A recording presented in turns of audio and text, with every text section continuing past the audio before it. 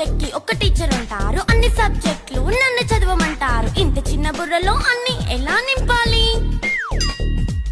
Class work, home work, fair notes అంటారు. Subject కి 3 books పెట్టి బ్యాగ్ నింపుతారు. ఇన్ఫాక్ట్ నా బరువు కన్నా నా బ్యాగ్ బరువే ఎక్కువ.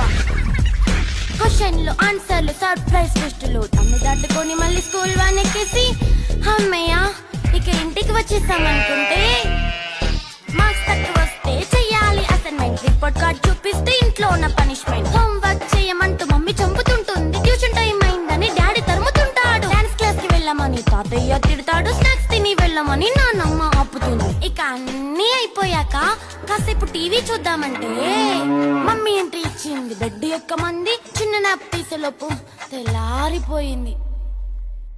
అయ్యో మళ్ళీ మొదలు ఈ స్కూల్ కష్టాలు, ఇక మళ్ళీ మొదలు